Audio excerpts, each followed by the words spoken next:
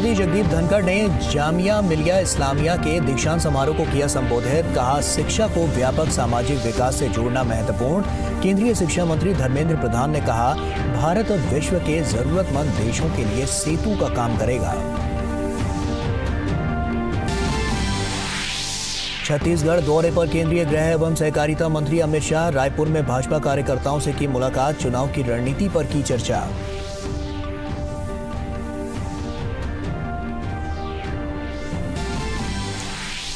केंद्रीय मंत्री नरेंद्र सिंह तोमर ने राजस्थान में बिगड़ती कानून व्यवस्था पर उठाए सवाल। राज्य सरकार पर दोषियों के खिलाफ कार्रवाई न करने का लगाया आरोप।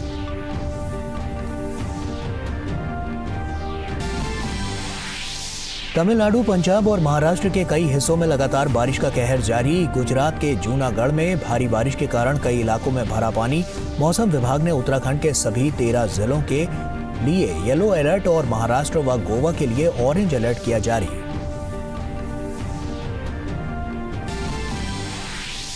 दिल्ली में यमुना नदी का जलस्तर फिर खतरे के निशान से ऊपर। मौसम विभाग ने आज हल्की बारिश की जताई है संभावना। नोएडा और गाजियाबाद में भी हिंडन नदी का जलस्तर बढ़ा।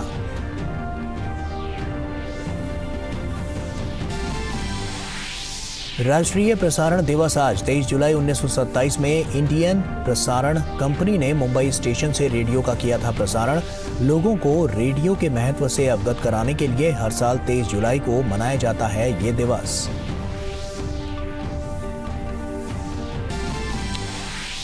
स्पेन में मध्यावधि आम चुनाव के लिए हो रहा है मतदान। जनमत सर्वेक्षण में किसी भी पार्टी को पूर्ण बहुमत मिलने की उम्मीद नहीं।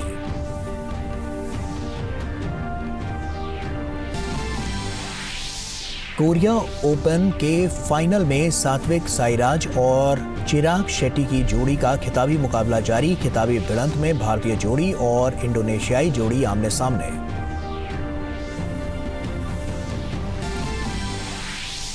इमर्जिंग एशिया कप के फाइनल में भारत का सामना चिर प्रतिद्वंदी पाकिस्तान से। आज विजय रथ पर सवार यश ढोल की अगुवाई वाली टीम इंडिया प्रतियोगिता में एक बार दे चुकी है पाकिस्तान को मात। नमस्कार, आप देख रहे हैं डीडी न्यूज। आपके साथ मैं हूं गौरव श्रीवास्तव। तो चलिए बुलेटिन की शुरुआत करते हैं। जामिया मिलिया इस्लामिया का शताब्दी वर्ष दीक्षांत समारोह आयोजित किया गया। उपराष्ट्रपति जगदीप धनखड़ ने समारोह में भाग लिया। कार्यक्रम में जगदीप धनखड़ ने कई छात्रों को डिग्री और डिप्लोमा देकर सम्मानित किया। उपराष्ट्रपति ने दीक्षांत समारोह को संबोधित करते हुए कहा कि शिक्षा को व्यापक सामाजिक विकास से जोड़ना बहुत महत्वपूर्ण है।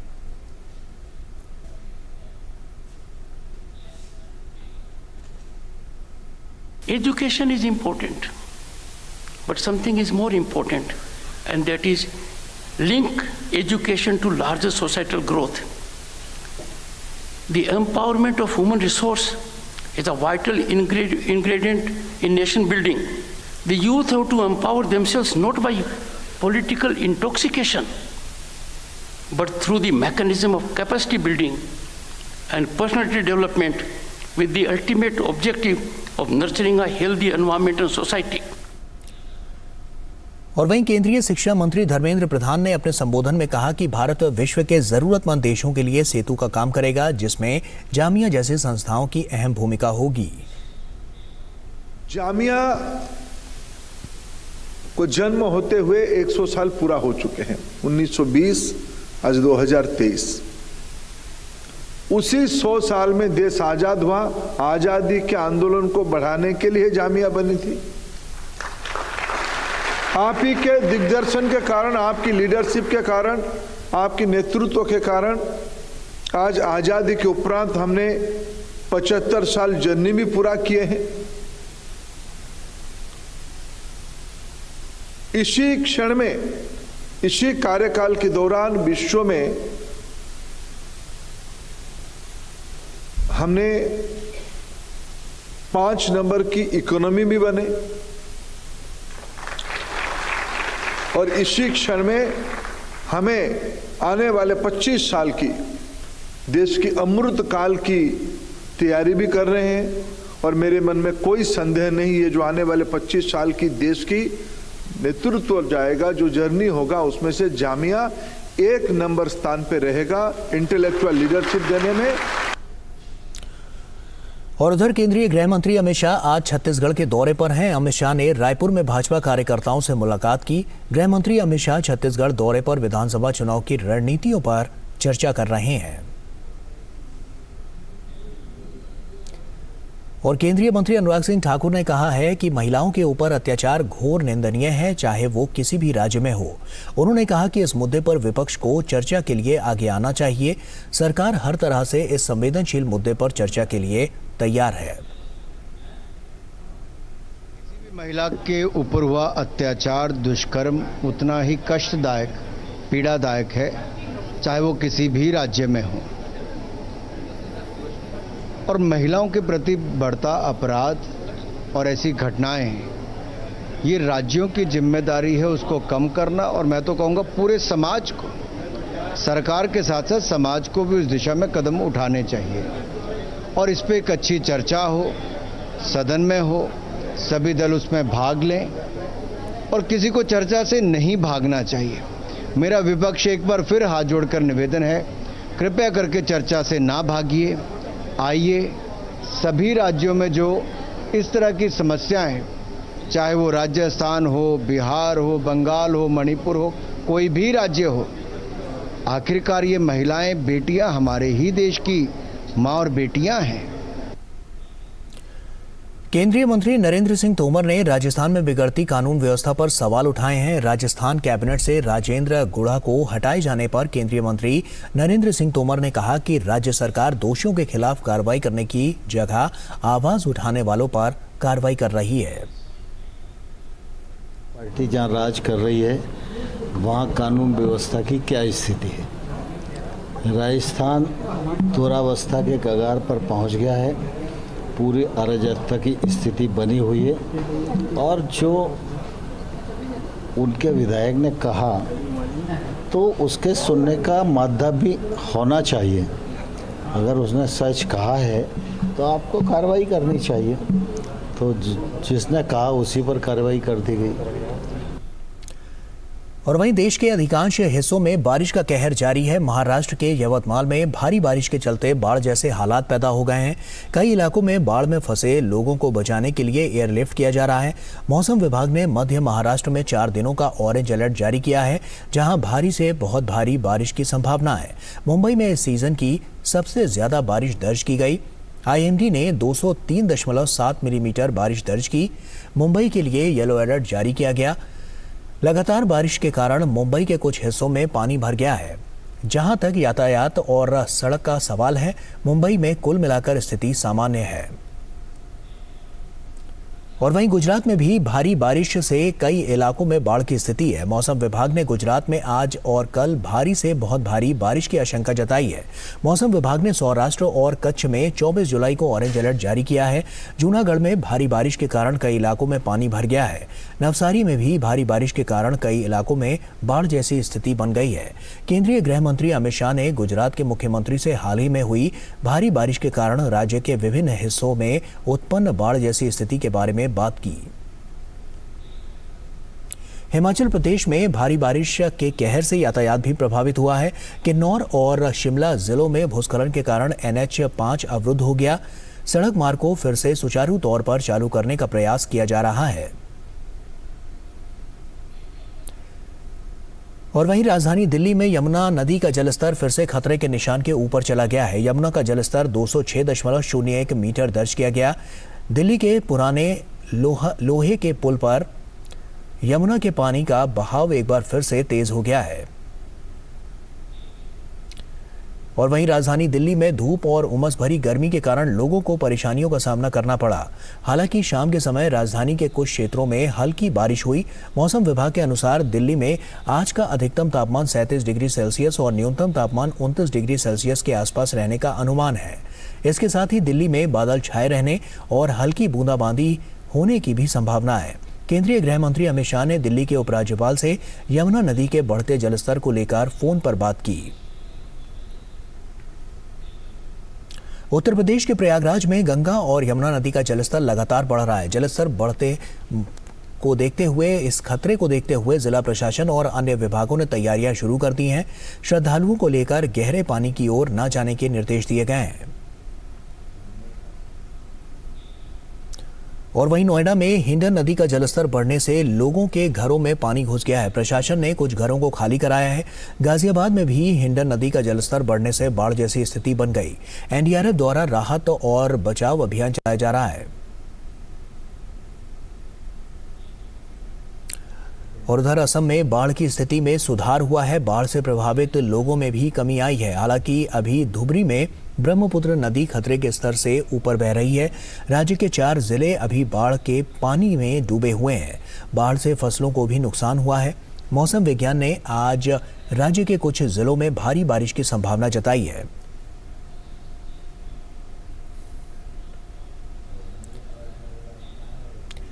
दिल्ली में आईटीपीओ कॉम्प्लेक्स लगभग बनकर तैयार हो चुका है। 26 जुलाई को दिल्ली में पुनर्विकसित आईटीपीओ कॉम्प्लेक्स का उद्घाटन किया जाएगा। पुनर्विकसित आईटीपीओ कॉम्प्लेक्स को विश्व स्तरीय आयोजनों की मेजबानी करने की भारत की क्षमता के प्रमाण के तौर पर भी देखा जा रहा है। इसमें कन्वेंशन सेंटर के लेवल 3 पर 7,000 लोगों के बैठने की क्षमता है। ऐसे ही 3,000 लोगों के बैठने की क्षमता के साथ एक एम्फी थिएटर भी है। ये कॉम्प्लेक्स भारत के G20 नेताओं की बैठकों की मेजबानी करेगा।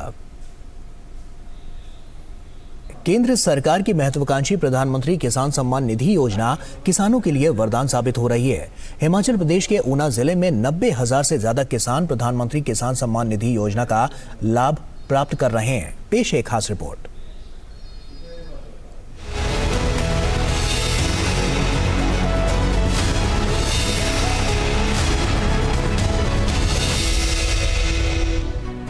प्रधानमंत्री किसान सम्मान निधि योजना किसानों के लिए वरदान बनकर आई है। इस योजना के तहत पंजीकृत किसानों को हर वर्ष 3 किस्तों में 6,000 रुपए की आर्थिक मदद मिलती है। हिमाचल प्रदेश के ऊना जिले में भी 90,000 से ज्यादा किसान इस योजना का लाभ ले रहे हैं। उनका कहना है कि इस राशि का उनके कृषि कारोबार में काफी सहयोग रहता है। जहां सामान्य रूप से ये राशि किसान नए उपकरण और बीज खरीदने में उपयोग करते हैं, वहीं कठिन परिस्थितियों में ये राशि उन्हें कृषि से जुड़े कार्यों में मददगार साबित होती है। मैं छोटा सा किसान हूँ। मेरे गांव में मेरी छोटी सी खेती है। उसके लिए प्रधानमंत्री नरेंद्र मोदी जी ने जो किसान निधि चलाई हुई है, उससे हमें बहुत सी मदद मिलती है। किसानां वास्ते खाद भी है, बीजां वास्ते, और कोई ढेर पाना, कुछ भी रूड़ी पानी है, उहदे वास्ते हर रंग वास्ते फायदा है। किसानां नूं हर तरीके का ही फायदा है। जो चलाई योजना बहुत वधिया चलाई है। मोदी दी सम्मान निधि जो 6,000 रुपया सानूं साल दा मिलदा है, ਉਹਦੇ 'ਚ ਸਾਨੂੰ ਛੋਟੇ ਕਿਸਾਨਾਂ ਨੂੰ ਕਾਫੀ ਸਹਾਰਾ ਹੈ। ਬੀਜ ਬੂਜ ਖਾਦ ਵਗੈਰਾ ਲੈ ਲੈਂਦੇ, ਦਵਾਈਆਂ। ਅਸੀਂ ਮੋਦੀ ਦਾ ਬਹੁਤ ਧੰਨਵਾਦ ਕਰਦੇ ਹਾਂ। मोदी साहब का 2,000 रुपया दिंदे है, सानू गरीब लोगों को बहुत बड़ा फायदा है। निश्चित रूप से प्रधानमंत्री किसान सम्मान निधि योजना देश के करोड़ों अन्नदाताओं को केंद्र सरकार का अमूल्य उपहार है। इस योजना का ही परिणाम है कि कठिन परिस्थितियों में भी किसान साल भर खेती करने में खुद को सक्षम पा रहे हैं। ऊना से अमित शर्मा की report, DD news.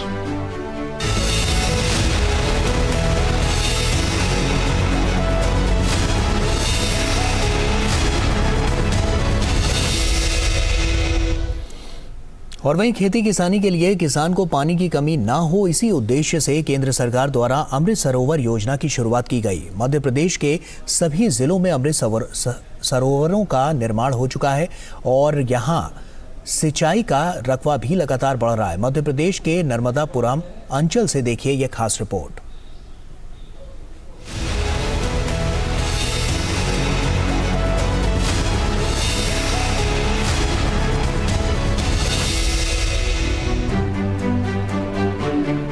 Madhya Pradesh का नर्मदापुरम जिला कृषि प्रधान जिला है और यहाँ का मुख्य व्यवसाय खेती है। यहाँ के किसान खेती के लिए पानी नहर या ट्यूबवेल के माध्यम से लेते हैं, पर कुछ क्षेत्र की भौगोलिक परिस्थितियाँ विषम होने के चलते पानी की समस्या रहती थी। पर अब केंद्र सरकार की अमृत सरोवर योजना का लाभ उठाते हुए किसान फसलों में अच्छा उत्पादन करने लगे हैं।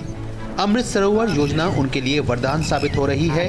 नर्मदापुरम में अमृत सरोवर योजना के माध्यम से 7 ब्लॉक में 101 अमृत सरोवर तालाब बनवाए जा रहे हैं, जिसमें से 80 तालाब बन चुके हैं। इससे क्या है, कई किसानों को फायदा होगा। जैसे कई किसान इससे पानी लेने के लिए, फसल उगाने के लिए जैसे कई बार नहर या ये पानी नहीं आया, हमारे इधर नहर नहीं है, तो इससे हमें यही है कि ट्यूबवेलों को रिचार्ज भी मिल जाता है। इससे कई बेनिफिट है। इससे बहुत फ़ायदा, खेती के लिए 3 फसल ले सकते हैं और ट्यूबवेल के लिए भी बहुत फ़ायदा है। जैसे गर्मियों में ट्यूबवेल सूख जाते तो इससे ट्यूबवेल सूखेंगे नहीं। जिला पंचायत के सीईओ सोजान सिंह रावत का कहना है कि इन अमृत सरोवर तालाबों के माध्यम से 13 से 14 लाख क्यूबिक पानी उपलब्ध कराई गई है, जिससे 1000 हेक्टेयर से ज्यादा क्षेत्रों को सिंचित किया जा सकता है, जो जिले की बड़ी उपलब्धि है। इससे लगभग 1000 हेक्टेयर क्षेत्र को हम नवीन रूप से सिंचित कर पा रहे हैं।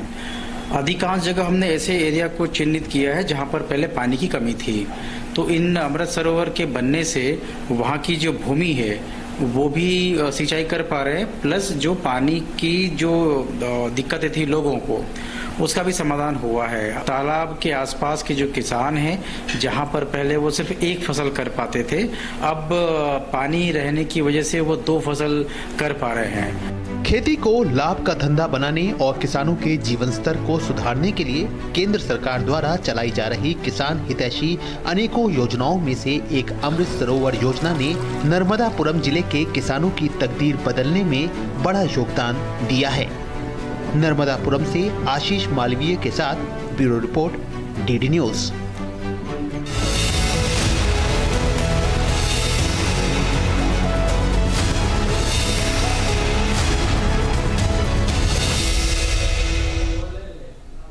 और अंतर्राष्ट्रीय खबरों का रुख करें तो स्पेन में आज मध्यावधि चुनाव के लिए मतदान होगा। स्पेन के प्रधानमंत्री पेड्रो सांचेज का मुकाबला रूढ़िवादी पीपल्स पार्टी और धुर दक्षिणपंथी पार्टियों के बीच होगा।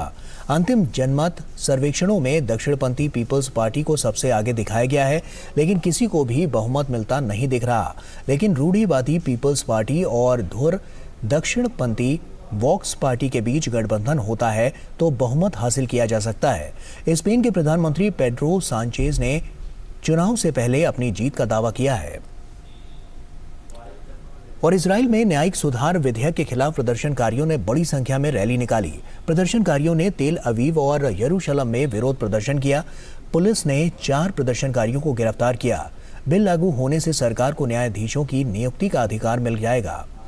नेतन्याहू सरकार के खिलाफ लोगों का आरोप है कि सरकार की योजना देश की जांच व्यवस्था पर हमला करना है। उनका मानना है कि सरकार के इस कदम से लोकतंत्र खतरे में आ जाएगा।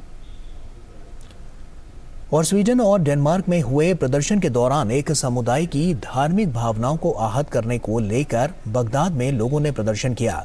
इस दौरान प्रदर्शनकारियों ने डेनिश दूतावास तक जाने की कोशिश की, लेकिन सुरक्षा बलों ने एहतियात बरतते हुए ग्रीन जोन की ओर जाने वाले सभी रास्तों को बंद कर दिया। प्रदर्शनकारियों में सत्तारूढ़ इराकी दल और सशस्त्र समूह भी शामिल रहे। बता दें कि डेनमार्क में एक व्यक्ति ने इराकी दूतावास के सामने एक धार्मिक किताब में आग लगा दी। और रूस के पश्चिमी मॉस्को में एक शॉपिंग मॉल में गर्म पानी का पाइप फटने से करीब 4 लोगों की मौत हो गई और कई अन्य घायल हो गए। जानकारी के मुताबिक आपातकालीन सेवा से जुड़े लोग घायलों की मदद करने के लिए घटनास्थल पर पहुंचे। इसके बाद उन्हें अस्पताल पहुंचाया गया। गर्म पानी के कारण घायल लोगों में कुछ लोग काफी जल गए। उधर ग्रीस के जंगलों में आग का कहर जारी है। दमकल विभाग के कर्मी आग पर काबू करने के लिए पूरी मशक्कत के साथ जुटे हुए हैं। बढ़ते तापमान के कारण आग का प्रकोप बढ़ सकता है, इसके लिए लोगों को सतर्क रहने के लिए भी कहा गया है। फिलहाल ग्रीस सरकार पीड़ित परिवारों को राहत मुहैया कराने के कार्यों में जुटी हुई है। कनाडा में भारी बारिश के कारण बाढ़ का खतरा बढ़ गया है। भारी बारिश से सड़कों, पुलों और इमारतों को काफी नुकसान पहुंचा है। पुलिस ने कहा है कि 2 बच्चों सहित 4 लोग लापता हैं। बाढ़ प्रभावित क्षेत्रों से बचाव कर्मी लोगों को बचाने में जुटे हुए हैं। अधिकारियों ने प्रांत के सबसे बड़े शहर हैलिफैक्स और 4 अन्य क्षेत्रों में आपातकाल की स्थिति घोषित कर दी है। भारत और वेस्टइंडीज के बीच खेली जा रही 2 टेस्ट मैचों की सीरीज का दूसरा मुकाबले का तीसरा दिन का खेल बारिश से बाधित रहा। तीसरे दिन का खेल खत्म होने तक वेस्टइंडीज ने अपनी पहली पारी में 5 विकेट गंवाकर 229 रन बना लिए हैं। फिलहाल एलिक अथानाजे और जेसन होल्डर क्रीज पर नाबाद हैं। वेस्टइंडीज की टीम फिलहाल भारत से 209 रन पीछे है। भारत ने अपनी पहली पारी में 438 रन बनाए थे।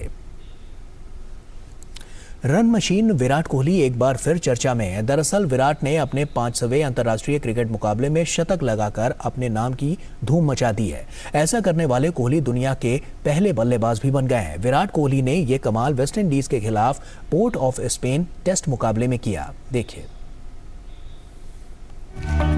बेहतर टाइमिंग और पिच पर तेजी से रन बनाने की कला में माहिर किंग कोहली यानी विराट कोहली ने पोर्ट ऑफ स्पेन में इतिहास रच डाला।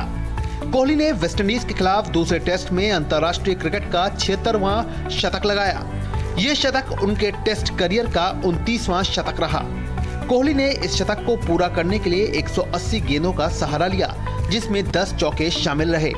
इंटरनेशनल क्रिकेट के तीनों फॉर्मेट की बात करें तो 34 साल के विराट कोहली ने 10 देशों के खिलाफ शतक ठोका है।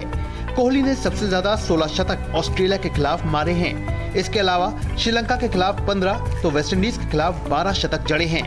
विराट कोहली ने इंग्लैंड और न्यूजीलैंड के खिलाफ 8-8 शतक, जबकि साउथ अफ्रीका के खिलाफ 7 और बांग्लादेश के खिलाफ 6 शतक जड़े हैं। वहीं पाकिस्तान के खिलाफ 2 जबकि अफगानिस्तान और जिम्बाब्वे के खिलाफ 1-1 शतक लगाया है। पोर्ट ऑफ स्पेन का मुकाबला कोहली का 500वां इंटरनेशनल मैच है। वे 500वें मैच में शतक लगाने वाले दुनिया के पहले खिलाड़ी हैं। विराट कोहली के टेस्ट रिकॉर्ड की बात करें तो उन्होंने 7 देशों के खिलाफ शतक लगाया है। टेस्ट में भी कोहली ने ऑस्ट्रेलिया के खिलाफ ही सबसे ज्यादा 8 शतक ठोके हैं। इंग्लैंड और श्रीलंका के खिलाफ 5-5 शतक लगाए हैं, जबकि न्यूजीलैंड, साउथ अफ्रीका और वेस्टइंडीज के खिलाफ इस बल्लेबाज के बल्ले से 3-3 शतक निकले हैं। इसके अलावा 2 शतक बांग्लादेश के खिलाफ आया है। वैसे पोर्ट ऑफ स्पेन में कोहली का जो अंदाज नजर आया, उससे उम्मीद यही की जा सकती है कि उनका यही भरोसा आगे एशिया कप और फिर वनडे विश्व कप में भी धूम मच जाएगा। Sports desk, DD news.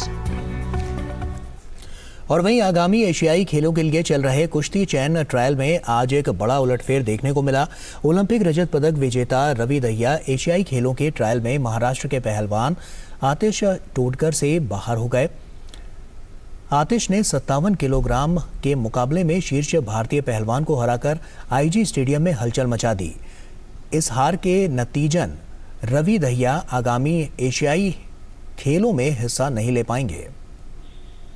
Satwik Sairaj Rankireddy और चिराग शेट्टी की भारतीय जोड़ी ने कोरिया ओपन बैडमिंटन टूर्नामेंट का खिताब जीत लिया है। आज खेले गए फाइनल मुकाबले में सात्विक चिराग की जोड़ी ने इंडोनेशियाई जोड़ी को 21-17, 21-13 व 21-14 से हराया। मुकाबले का पहला गेम 21-17 से इंडोनेशियाई जोड़ी के नाम रहा। वहीं भारतीय जोड़ी ने जोरदार वापसी करते हुए दूसरा गेम 21-13 से जीतने में सफलता पाई, जबकि तीसरे गेम को भारतीय जोड़ी ने 21-14 से हराया। Bharat A team emerging Asia cup tournament में आज पाकिस्तान ए से हाई वोल्टेज फाइनल में भिड़ेगी। यश ढुल की अगुवाई में भारत का पलड़ा भारी नजर आ रहा है। लीग मैच में भारत ने पाकिस्तान को आसानी से पराजित किया था। भारत ने सेमीफाइनल में 211 रन का बचाव करते हुए बांग्लादेश को 51 रनों से पराजित किया था। श्रीलंका में खेली जा रही इस प्रतियोगिता में टीम इंडिया शानदार फॉर्म में नजर आ रही है। यश ढुल की इस टीम ने खेले गए अभी तक सभी मुकाबलों में जीत दर्ज करते हुए फाइनल में जगह बनाई है। वहीं पाकिस्तान ए की टीम में कोई ऐसे खिलाड़ी हैं जो अंतर्राष्ट्रीय क्रिकेट में पदार्पण कर चुके हैं। इंग्लैंड और ऑस्ट्रेलिया के बीच एशेज सीरीज का चौथा टेस्ट मैच मैनचेस्टर में खेला जा रहा है। शनिवार का टेस्ट का चौथे दिन का खेल बारिश से बाधित रहा। पहला सत्र और आखिरी सत्र बारिश की वजह से धुल जाने के कारण अब मैच रोमांचक स्थिति में पहुंच गया है। ऑस्ट्रेलिया ने चौथे दिन का खेल खत्म होने तक अपनी दूसरी पारी में 5 विकेट गंवाकर 214 रन बना लिए हैं। वहीं उसने अपनी पहली पारी में 317 रन बनाए थे, जबकि इंग्लैंड ने 592 रन बनाए थे। चौथे दिन का खेल खत्म होने के बाद कंगारू अभी भी इंग्लैंड से 61 रन पीछे हैं। ऑस्ट्रेलिया की ओर से मार्नस लाबुशेन ने शतकीय पारी खेली। और इसी के साथ फिलहाल इस बुलेटिन में इतना ही। दीजिए इजाजत, नमस्कार।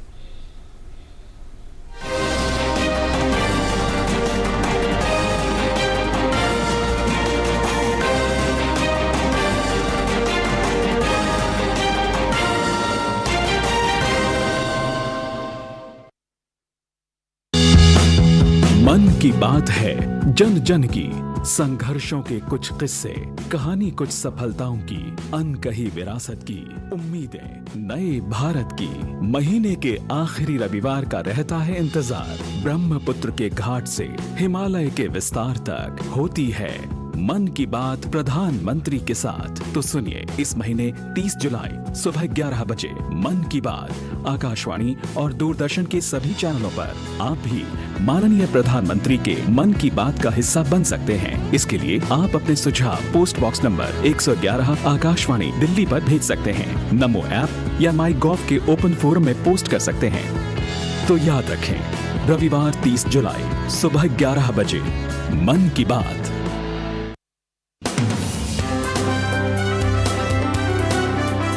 जम्मू कश्मीर में 5 अगस्त को अनुच्छेद 370 और धारा 35A को निरस्त हुए 4 साल होने जा रहे हैं। सर, स्वागत है आपका डीडी न्यूज़ में। सबसे पहले आपसे यही जानना चाहेंगे कि इन 4 सालों में सबसे बड़ी उपलब्धियां आप क्या देखते हैं सरकार की, प्रशासन की? माननीय प्रधानमंत्री जी के नेतृत्व में जब देश की संसद ने यह फैसला किया, स्ट्रीट वायलेंस जो कुछ लोगों के द्वारा प्रायोजित हुआ करता था वो पूरी तरह बंद हो गया। यहाँ का आम नागरिक अपनी इच्छा के अनुसार अब जी रहा है। दृढ़ राजनीतिक इच्छा शक्ति है। देश की एकता अखंडता के सवाल पर कोई समझौता नहीं होगा।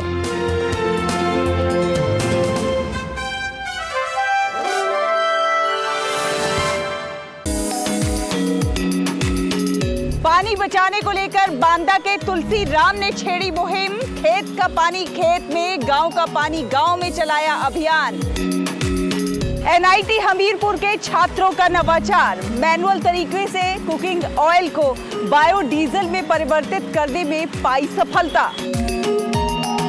पर्यावरण प्रेमियों की अनूठी पहल, पक्षियों के लिए बनवाया 7 मंजिला अनोखा घर।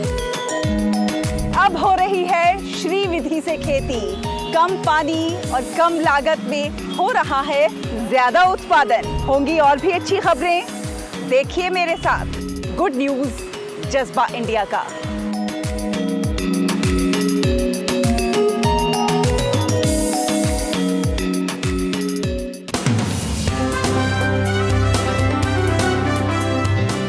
आज का मध्य प्रदेश आपको बदला हुआ भोपाल दिखेगा, बदला हुआ इंदौर दिखेगा। कई पैमानों पर मध्य प्रदेश देश में नंबर 1 है। प्रियंका जी कितना झूठ बोलती है, आज तो मैं हैरान रह गया। बोले 3 साल में 27 नौकरियां, 55,000 भर्ती अब तक हो चुकी है। 55,000 अभी अभी भर्तियां 1 लाख हो जाएगी 15 अगस्त तक। मणिपुर में जो घटना हुई और बंगाल में भी हुई, ऐसी घटनाएं होती हैं तो एक मुख्यमंत्री होने के नाते आपके मन में क्या ख्याल आता है? केवल वेदना से नहीं, गुस्से से भी भरता है। और इसलिए मध्य प्रदेश में हम लोगों ने कानून बनाया, दुराचार करने वाले को सीधे फांसी के फंदे पर लटकाया जाएगा। इस तरह की घृणित मानसिकता, मैं सबकी बात नहीं कर रहा, लेकिन आप बदला क्या स्त्री से लेंगे क्या? अरे हम लोग वो देश हैं जो नारी को पूजा करते रहे। यत्र नार्यस्तु पूज्यन्ते रमन्ते तत्र देवता। ये घटनाएं अत्यंत शर्मनाक है। और प्रधानमंत्री जी ने कितनी वेदना से कहा कि मैं क्रोधित भी हूँ और दुष्ट दंड पाएंगे, छोड़ेंगे नहीं।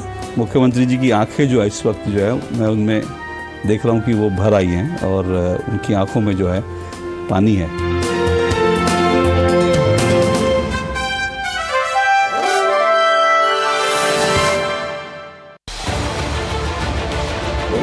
उत्तर से दक्षिण तक, पूर्व से पश्चिम तक, देश हो या दुनिया की खबर है तो पड़ताल जरूरी है। देखिए हमारे साथ मेरे पीछे भारत की सबसे एजेंडा भारत का है और किस तरह से एक नई शुरुआत इस वक्त लोगों को अगर स्वरोजगार से आपने तो इसमें सोमवार से शुक्रवार दोपहर 3 बजे सिर्फ डीडी न्यूज पर।